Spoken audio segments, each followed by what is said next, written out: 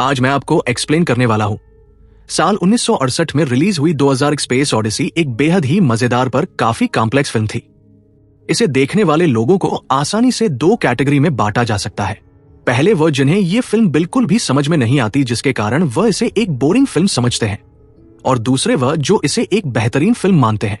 अगर आपने भी इस फिल्म को देखा है और इसे समझने में नाकाम रहे हैं तो ये एपिसोड बिल्कुल आपके लिए ही है। तो चलिए शुरू करते हैं आज का यह एपिसोड। फिल्म शुरू होती है आज से लाखों सालों पहले बिल्कुल भी विकसित नहीं है। शाकाहारी होने के कारण उनके बीच खाने की भी कमी है तथा वो मांसाहारी जानवरों से भी काफी डरते हैं, क्योंकि वो एक मैदान पर कभी भी हमला बोल देते हैं। वहां एक छोटे से जगह पर पानी मौजूद है, जिससे वहां मौजूद सभी ट्राइब का आसानी से गुजारा हो सकता है, पर फिर भी वो आपस में लड़ते हैं उस जगह को हथियाने के लिए।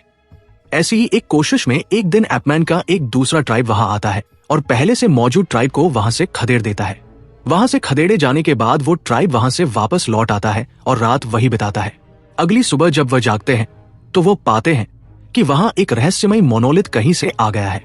ये मोनोलिथ शेप में रेक्टेंगुलर होता है तथा ये उन एपमैन से लगभग 3 गुना ज्यादा ऊंचा होता है। इसलिए ये नेचुरल फॉर्मेशन नहीं था, क्योंकि प्रकृति कभी भी 90 डिग्री के कोण में किसी स्ट्रक्चर का निर्माण नहीं करती, यानी कि इसे किसी ने पृथ्वी पर जानबूझकर किसी मकसद से भेजा था। खैर चलिए अब आगे बढ़ते हैं। शुरू में जब एपमैन इस मोनोलिथ को देखते हैं तो वो हैरान हो जाते हैं और डर भी जाते हैं, पर जैसे ही वह इसे अपने हाथ से छूते हैं उनका डर दूर हो जाता है और वो शांत हो जाते हैं। इस सीन के अंत में हम देखते हैं कि उस ट्राइब के सभी मेंबर्स उस मोनोलिथ को पकड़कर उस मुद्रा में बैठे हुए हैं, जैसे आमतौर पर हम पूजा करने के दौरान बैठते हैं। कुछ देर बाद हम देखते हैं कि कई एपमैन एक स्केलेटन के नजदीक मौजूद है। उनमें से एक एपमैन अचानक उस मोनोलिथ के बारे में सोचता है, जिसके बाद उसे ये रियलाइज होता है कि उस स्केलेटन में मौजूद हड्डियों का इस्तेमाल हथियार के रूप में किया जा सकता है। ये रियलाइजेशन पूरे एपमैन के लिए एक बड़ा रिवोल्यूशनरी स्टेप होता है, क्योंकि इसके बाद वो हड्डियों का इस्तेमाल कर दूसरे जानवरों को मारना सीख सकते हैं। इससे होता यह है कि अब वो पहले की तरह शाकाहारी नहीं रहते, अब वो दूसरे जानवरों को मारकर उनका मांस भी खाने लगते हैं, जिससे उनके बीच खाने की समस्या खत्म हो जाती है। यानी कि यह मोनोलिथ जो कुछ भी है बाद इंसान और ज्यादा इवॉल्व हो जाते हैं। खैर चलिए अब आगे बढ़ते हैं। कहानी आगे बढ़ती है और हम देखते हैं कि एपमैन का ये ट्राइब वापस उस पानी वाले जगह पर जाता है जहां से कुछ समय पहले दूसरे ट्राइब ने इन्हें खदेड़ दिया था। ये ट्राइब अब हड्डियों का इस्तेमाल करना सीख चुका था, इसलिए वो हड्डियों से उस दूसरे ट्राइब के लीडर को आसानी से मार देता है और उस पानी वाले जगह पर एक बार फिर से, और जब तक वो हड्डी का टुकड़ा नीचे आता है फिल्म लाखों साल आगे बढ़ चुकी होती है। उस समय के एपमैन विकसित होकर अब इंसान बन चुके हैं, जिसने अब काफी ज्यादा विकास कर लिया है। उनके एपमैन के हथियार हड्डियां हुआ करते थे, जिनकी जगह अब स्पेसशिप्स ने ले ली है। अब वो पृथ्वी तक ही सीमित नहीं रहे, बल्कि उन्होंने अपना एक स्पेस स्टेशन भी बना लिया है, जहां से वो अपने स्पेसक्राफ्ट की मदद से चांद पर भी आते जाते रहते हैं। डॉ हेवुड फ्लॉयड को चांद पर बिल्कुल एक वीडियो कॉल तथा वॉइस रिकॉग्निशन जैसी तकनीक का इस्तेमाल करने लगे हैं।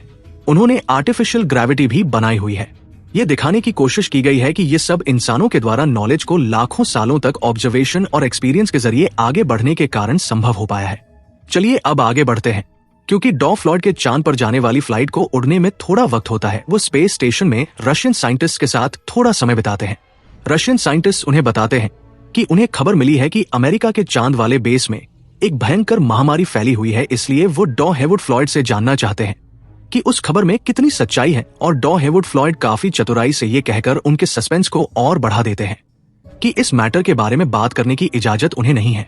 बाद में हमें पता चलता है कि नेशनल काउंसिल ऑफ एस्ट्रोनॉटिक्स ने जानबूझकर चांद पर मौजूद अमेरिका वाले बेस पर महामारी फैलने वाली बात फैलाई थी, ताकि वो असली बात को दूसरों से छुपा सके।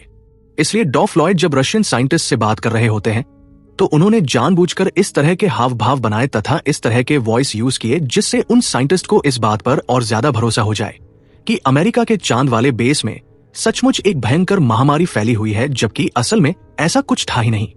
एनीवे, यहाँ डायरेक्टर ने हमें ये दिखाने की कोशिश की है कि इस समय तक मानव ने अपने एनवायरनमेंट में काफी तरक्की कर ली है, पर स्पेस में वो अभी भी नौसिखिया ही है, बिल्कुल उसी तरह जैसे लाखों साल पहले हमारे पूर्वज एपमैन इस पृथ्वी पर थे। इस बात को दर्शाने के लिए फिल्म में ये दिखाया गया है कि स्पेस में लोग बेबी फूड खा रहे हैं, उन्हें वहां चलने में भी दिक्कत हो रही है तथा उन्हें टॉयलेट जाने के लिए भी इंस्ट्रक्शंस की जरूरत पड़ रही है। यानी कि स्पेस के इस नए एनवायरनमेंट को कैप्चर करने के लिए उन्हें एक और इवोल्यूशनरी लीप की जरूरत थी। डॉ फ्लॉयड अपने कुछ एस्ट्रोनॉट के साथ उस रहस्यमय स्ट्रक्चर यानी कि TMA-1 का मुआयना करने जाते हैं और हम देखते हैं कि वह बिल्कुल उसी तरह का मोनोलिथ है जैसा लाखों सालों पहले पृथ्वी पर उन एपमैन के बीच कहीं से आ गया था। एक्सपीडिशन ग्रुप उस मोनोलिथ का मुआयना करने के बाद उसे छूता है और बाद में उसे घेर कर एक ग्रुप फोटो लेने के लिए तैयार होता है, पर इससे पहले कि वो ग्रुप फोटो ले पाए सूर्य की किरणें उस मोनोलिथ पर पड़ती है, जिसके कारण उससे एक high pitched radio signal produce होता है जो जुपिटर यानी कि बृहस्पति ग्रह की ओर जाने लगता है। इससे उनकी क्यूरियोसिटी बढ़ जाती है ये जानने के लिए कि वह कौन है जिसने इस मोनोलिथ को चांद पर रखा था, और वह भी लगभग 4 मिलियन साल पहले। इसलिए वह डिसाइड करते हैं कि भविष्य में वह सिग्नल के पीछे जाएंगे। और अगर आपने अब तक ध्यान दिया है तो आप पाएंगे कि जब पहला मोनोलिथ एपमैन को मिला तो उसने इवोल्यूशन को ट्रिगर किया, जिसके कारण एपमैन आगे जाकर मॉडर्न ह्यूमंस बने। अब दूसरा मोनोलिथ जब इंसानों को मिला तो ये एक बार फिर से इवोल्यूशन के नेक्स्ट स्टेप को ट्रिगर करेगा। इससे होगा ये कि इंसान पहले के मुकाबले और ज्यादा डेवलप करेंगे। Jupiter mission. चांद पर दूसरा मोनोलिथ मिलने के 18 महीने बाद अब हम डिस्कवरी यान में हैं, जो जुपिटर यानी कि बृहस्पति ग्रह की ओर जा रहा है, उस रेडियो सिग्नल का पीछा करते हुए जो इस मोनोलिथ से निकला था। इस यान में इस समय केवल डॉ डेविड बोमैन और डॉ फ्रैंक पूल ही एक्टिव है, जबकि बाकी के क्रू मेंबर संसाधनों को बचाने के लिए डीप स्लिप में है। इन दोनों को असली मिशन के बारे में अब तक कुछ भी नहीं बताया गया है, यानी कि इन्हें बिल्कुल नहीं पता कि वह बृहस्पति ग्रह की ओर उस मोनोलिथ के स्रोत का पता लगाने के लिए जा रहे हैं। इन सब के अलावा यान में HAL 9000 नाम का एक सुपर कंप्यूटर भी मौजूद है, जो इतना ज्यादा डेवलप्ड है कि इंसानों की तरह सोच सकता है और उनसे कहीं ज्यादा तेजी से काम भी कर सकता है। पूरे स्पेसशिप की कमान इसी के हाथों में दिया गया है। पृथ्वी पर BBC के इंटरव्यू में बोमैन और पूल ये बताते हैं कि ये बात तो तय है कि HAL 9000 के पास इंसानों जैसी फीलिंग भी है, पर उन्हें ये नहीं पता कि ये फीलिंग्स असली है या नहीं। दूसरे मोनोलिथ मिलने के बाद इंसानों ने इवोल्यूशन के नेक्स्ट स्टेज पर प्रवेश कर लिया है। इस बात को दर्शाता है ये विशाल यान जो बृहस्पति जैसे खतरनाक ग्रह की ओर जा रहा है। आप में से कई लोग ये सोच सकते हैं कि 18 महीने पहले भी तो लोग चांद पर जा रहे थे, अब वो बृहस्पति पर जा रहे हैं, तो इसमें इवोल्यूशन की क्या बात है? दरअसल चांद पर जाने और बृहस्पति ग्रह पर जाने में जमीन आसमान का अंतर है, क्योंकि बृहस्पति ग्रह पर जाना कुछ ज्यादा ही खतरनाक है, इसलिए वहां जाने के लिए बेहतर तकनीक की जरूरत होती है। इसके अलावा अगर देखें तो ये यान 18 महीने पहले वाले यान से काफी ज्यादा उन्नत है, क्योंकि न तो इसमें लोगों को चलने में कोई दिक्कत है और न ही खाने में और न ही किसी अन्य चीज में। तीसरी चीज जो इवोल्यूशन को दर्शाती है वो है HAL 9000, एक ऐसा सुपर कंप्यूटर जो इंसानों की तरह सोच सकता था, जिसकी खुद की अपनी पर्सनैलिटी और फीलिंग थी। 18 महीने पहले तक हम ऐसा कोई भी मशीन विकसित नहीं कर पाए थे जो इसकी क्षमता के आसपास भी हो। कहने का मतलब यह है कि मोनोलिथ के मिलने के बाद इंसान इवोल्यूशन के नेक्स्ट स्टेज पर पहुंच चुका था। Human versus machine. जैसे जैसे मिशन आगे बढ़ता है हम देखते हैं कि बोमैन और पूल इंसान होने के कारण अपना इमोशन छुपाना जानते हैं, पर HAL 9000 के लिए फीलिंग्स काफी नई चीज होती है, इसलिए वो अपने इमोशंस को छुपाना नहीं जानता। इस बात को सबसे पहले हम तब नोटिस करते हैं जब HAL पूल के पेरेंट्स उसे बर्थडे विश करते हैं। वो सब कुछ ध्यान से सुनता है और उसके चेहरे पर कोई भी एक्सप्रेशन नहीं आता। उसी तरह जब HAL बोमैन से मिशन को लेकर उसके मन में कोई दुविधा होने की बात पूछने की कोशिश करता है तो बोमैन उसके झांसे में नहीं आता। पर जब भी हम HAL के कॉन्वर्सेशन को देखते हैं तो ये साफ हो जाता है कि अभी तक उसने अपने इमोशंस को छुपाना नहीं सीखा है। चलिए आगे बढ़ते हैं।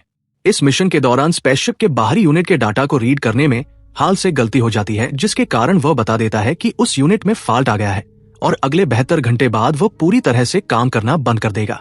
इससे पूरा यान प्रभावित हो जाएगा। दोनों बोमैन और पूल उस यूनिट में जाते हैं और उसे टेस्ट करते हैं, पर वह कहते हैं कि इसमें कोई भी दिक्कत नहीं है। उनके इस बात को कंफर्म करता है पृथ्वी पर मौजूद HAL 9000 का दूसरा ट्विन सिस्टम। जब बोमैन और पूल यान पर मौजूद HAL को यह बताते हैं कि गलती तुम्हारे साइड से हुई है, तो वह इस बात को मानने के लिए तैयार नहीं होता और कहता है कि गलतियां केवल इंसानों से होती है, मशीनों से नहीं। जिस तरह से वह बात करता है उससे बोमैन और पूल को उस पर शक हो जाता है और वह ये डिसाइड करते हैं कि HAL के हाई ब्रेन फंक्शंस को बंद कर देंगे। उन्हें यह पता नहीं होता, पर HAL उनके लिप्स को रीड करके उनके प्लान के बारे में जान लेता है। HAL के हाई ब्रेन फंक्शन को बंद करना उसके लिए उसकी जान लेने जैसा था, इसलिए खुद को बचाने की कोशिश में वो कई मर्डर कर देता है।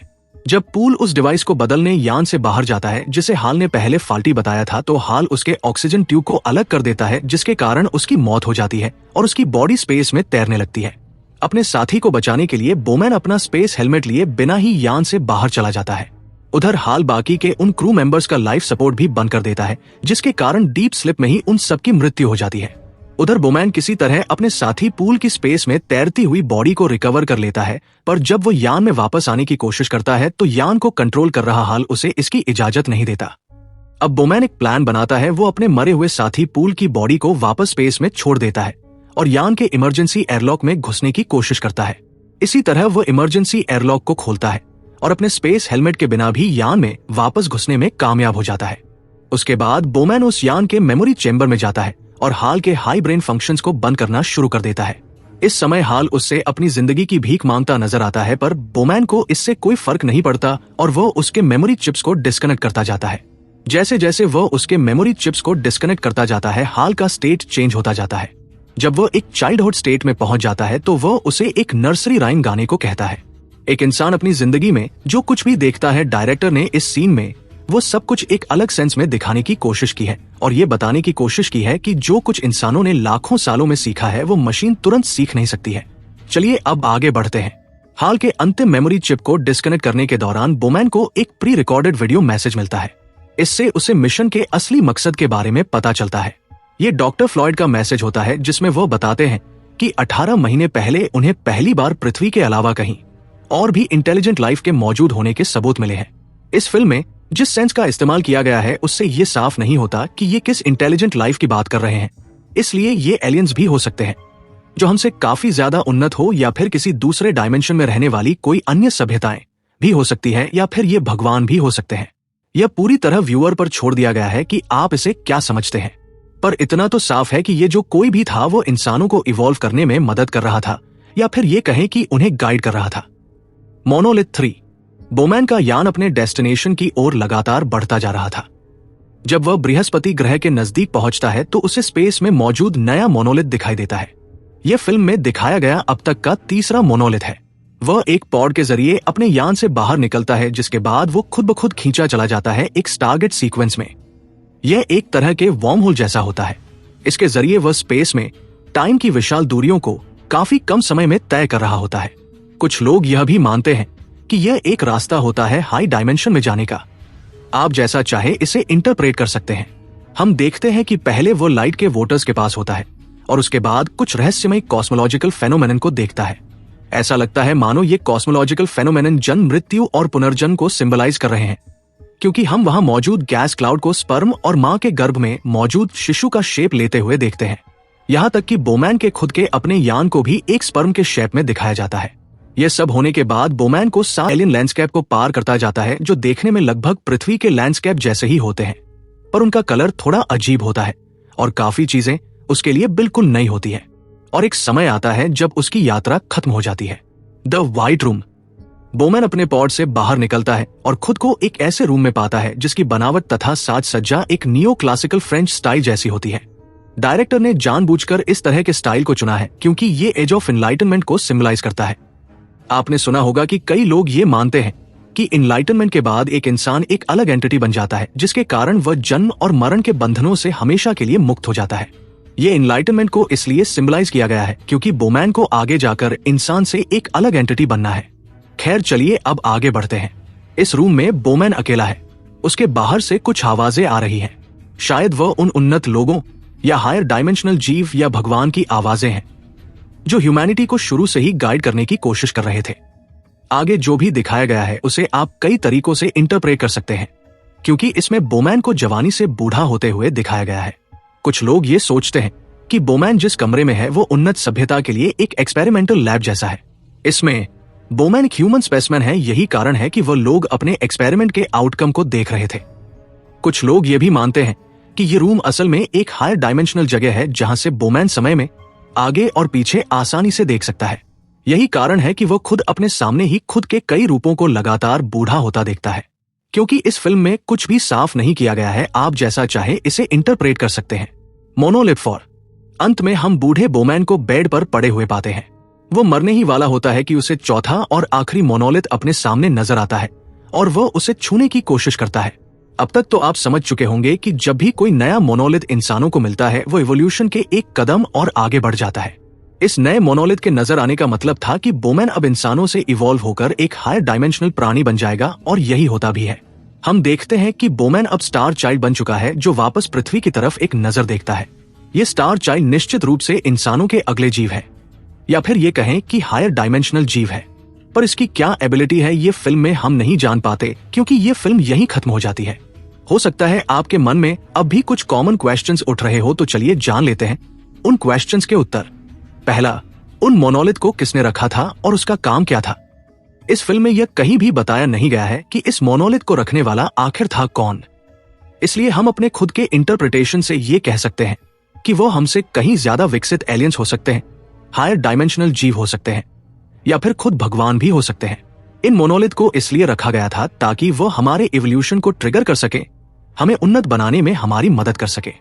हम देखते हैं कि जब भी कोई ऐसा मोनोलिथ हमें मिला, उसके बाद प्रगति में काफी तेजी आ गई। जैसे कि पहले मोनोलिथ के बाद जानवरों की तरह रहने वाले एपमैन में अचानक से दिमाग का विकास होने लगा और वो आगे जाकर इंसान बन गए। चांद पर दूसरी मोनोलिथ मिलने से पहले तक हम स्पेस के एनवायरनमेंट में खुद को ढाल नहीं पाए थे, पर जैसे ही हमें ये मोनोलिथ मिलता है, इसके 18 महीने बाद ही हम इतने उन्नत हो जाते हैं कि हम बृहस्पति ग्रह के मिशन के लिए निकल पड़ते हैं। एक ऐसा सुपर कंप्यूटर बना लेते हैं जिसमें इंसानों की तरह सोचने की क्षमता होती है, तथा एक ऐसा यान बना देते हैं जो स्पेस ट्रैवल को आसान बना देता है। इसके आगे भी हम देखते हैं कि जब हमें नया मोनोलिथ मिलता है, बोमैन एवोल्यूशन के एक स्टेप और आगे बढ़ जाता है। कहने का मतलब यह है कि उन मोनोलिथ के जरिए कोई हमें गाइड कर रहा होता है। दूसरा सवाल, इस फिल्म का मैसेज क्या है? अलग अलग लोगों की सोच के आधार पर इस फिल्म के कई मैसेज निकल सकते हैं, पर मैं यहां केवल 2 के ऊपर फोकस करूंगा। पहला, इस फिल्म के जरिए यह बताने की कोशिश की गई है कि हमारा भगवान हमेशा हम पर नजर बनाए हुए है और अलग अलग तरीके से हमें इवॉल्व करने में गाइड करता रहता है। हमारा ध्यान हमेशा इनलाइटनमेंट की ओर होना चाहिए, क्योंकि हम इस पृथ्वी पर आए ही हैं इसी कारण से। दूसरा है, कई लोग ये मानते हैं कि इस फिल्म के जरिए डायरेक्टर ने डार्विन के इवोल्यूशन के सिद्धांत का मजाक बनाने की कोशिश की है, जहां डार्विन के सिद्धांत के अनुसार इंसान धीरे धीरे नेचुरल इवोल्यूशन प्रोसेस के जरिए एक ऐप से इंसान बने हैं। वहीं इस फिल्म में दिखाया गया है कि एपमैन में बुद्धि किसी नेचुरल प्रोसेस से नहीं, बल्कि एक डिवाइन इंटरवेंशन से आई है। आप इनमें से जो चाहे मान सकते हैं या फिर खुद की अपनी थ्योरी भी बना सकते हैं, क्योंकि इस फिल्म में दिए गए मैसेज के बारे में कुछ भी क्लियर रूप से नहीं कहा गया है। तीसरा सवाल, इस फिल्म में दिखाए गए अलाइनमेंट का क्या मतलब है? इस फिल्म में दिखाए गए अलाइनमेंट का कोई खास मतलब नहीं है। ये केवल इवेंट के ट्रिगर के रूप में इस्तेमाल किया गया है। सबसे पहले सन, अर्थ और मून के अलाइनमेंट को दिखाया जाता है। इसके बाद यह फिल्म शुरू होती है। दूर वाला मोनोलिथ बृहस्पति ग्रह की ओर रेडियो सिग्नल भेजने लगता है और चौथे और अंतिम अलाइनमेंट के बाद हम स्टारगेट को देखते हैं। दोस्तों, आज के इस एपिसोड में बस इतना ही। आशा करता हूं कि इस एपिसोड के जरिए आप इस फिल्म को अच्छी तरह समझ पाए होंगे। हमारा एक्सप्लेनेशन आपको कैसा लगा ये कमेंट के जरिए हमें जरूर बताएं। तो दोस्तों, मिलते हैं एक और मजेदार फिल्म के एक्सप्लेनेशन के साथ अगले एपिसोड में। तब तक के लिए नमस्कार।